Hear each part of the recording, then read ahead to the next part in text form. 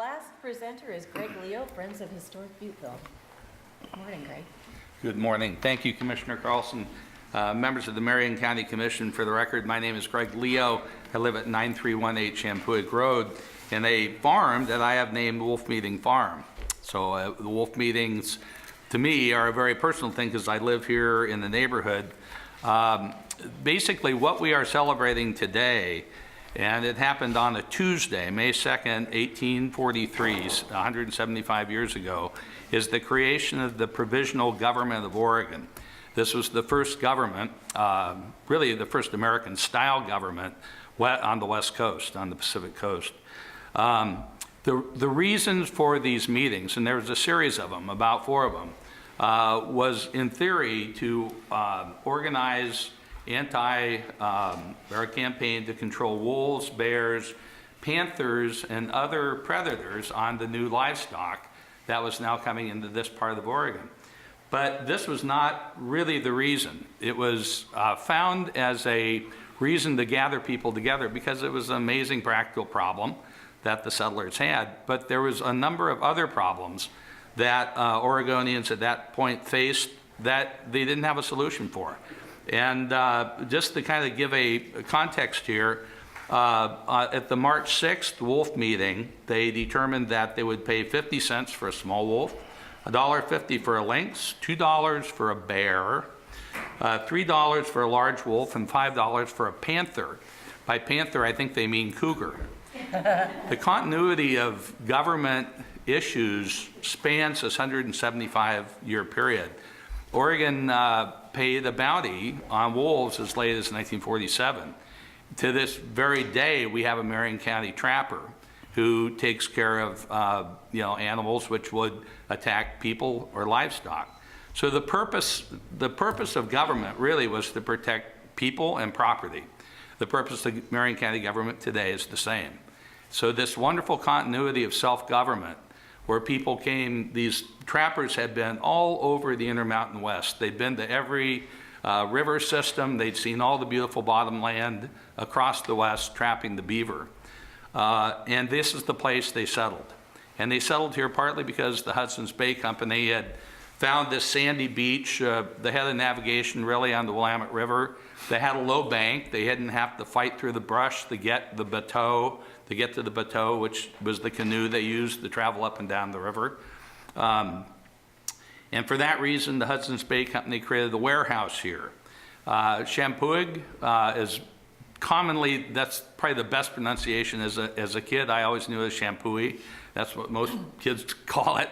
But Champoeg is, they think, based on the idea that this was Kalapuyan for a good place to find, a place to find good things to eat. And they think it's roughly because of the yampa root, which is a type of root which is kind of like a carrot that they found here. That's as near as they can get to the derivation of why they call it Champoeg. So when they got here, they had to think about government and what they wanted as a government. And so they went through the things that they thought a government should have. Ewing Young had just, in 1837, had brought up 400 curly-horned Spanish cattle from the Bay Area. The Hudson's Bay Company previously would rent you a cow to milk, but would not sell you a steer to eat, because they didn't want to really encourage settlement by non-Hudson's Bay Company people in this area. So when Ewing Young brought the cattle up from California, it created agriculture as we know it and the ability to support life for the settlers. But then Ewing Young died, and he died without a will, and the settlers had to figure out a legal way to probate his estate. And that's really what caused the first wolf meeting to happen. In the course of things, they decided the legislature was good. And on the 5th of July, created the Organic Acts and created the first Oregon legislature. Interestingly, on the day of the vote, and you can see the Gigot, I think it's Frederick Gigot painting behind you, you see Joe Meek waving his hat there saying, our side won, literally. It was a split decision. It was 50 French Canadians that did not want to organize, 50 settlers who did want to organize, and 2 very important people who crossed over. Francis Xavier Mathieu, who had left Canada because of his Republican feelings. He felt that we needed to have a republic in Canada, not be part of the British crown.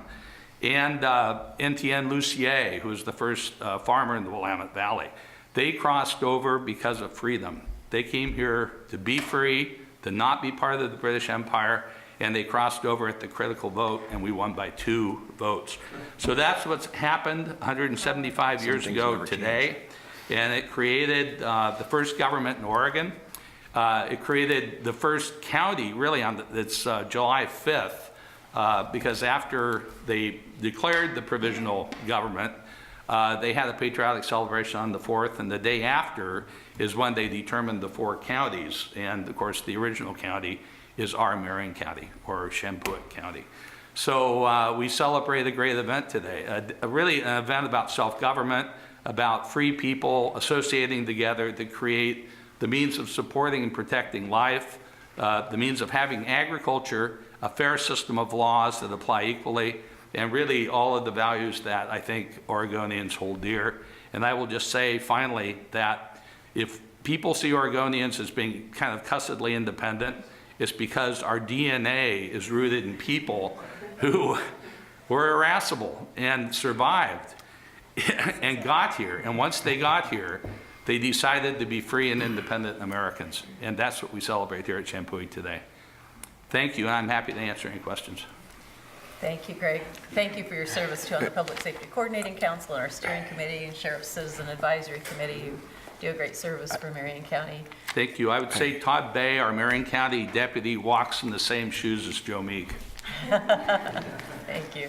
And I was just thinking about when we did the 150 miles for 150 years on Oregon's 150th anniversary, and going out to the Butteville store and all of those motorcyclists and really enjoying that too, the work that you do there. So. The Butteville Champoeg community support really appreciates the support of the County Commission. Thank you so much for law enforcement, traffic assistance, helping us with the Butteville landing, all the many good things that you do for North County people. We're most appreciative. Madam Chair, thank you. Greg, thank you for the history lesson, and I'm sure there's a lot more in your head that you could share with us today. Thank you. It was interesting that you said we won by 2 votes. That's all we need up here, too. It's amazing some things never change. Yeah, 175 years and it's the same issues. Yeah. It's great. Thank you so much. Excuse me, Greg, I had a couple yes, of thoughts, course, and they are just thoughts, and Kevin caught the one, elections have consequences. I was just doing a quick think, it would have been a whole bunch different without that. Yeah. The other was talking about the trappers and wolves. You know, one of the biggest budget, well, I wouldn't say fight, but contentious thing was continue funding that county trapper, and we have to, especially, I have to look every year to make sure it's in there. And then I noticed the restrictions put on them today. Suddenly they're not taking care of beavers at a time when Marion County crops are switching to filberts. Let's just be serious. And fruit trees that are especially susceptible to some conditions. But anyway, it's still an issue, and that is interesting. Yes, Commissioner Brentano, for the record, I will say that, you know, as a farmer that has a couple of sheep, I can tell you that we have neighbors that have lost sheep to coyotes. In fact, we had a pregnant ewe that was, you know, killed by a coyote just 2 years ago. And so to this day, we worry about wolves, well, coyotes, not really wolves so much, but this side of the mountains. But we are very concerned about these issues, and it's the things that Oregonians ask their government to do for them is to make sure that our property and our persons are safe. And thank you, government, for doing this. So I don't know what it means as we reintroduce wolves. Is that supposed to mean we're supposed to go away again? Is it just a cycle? I've actually seen one just to scare you in Staten, so be ready. Yeah, and yes, it's still an issue today, and hopefully one we can get our arms around. So. You fight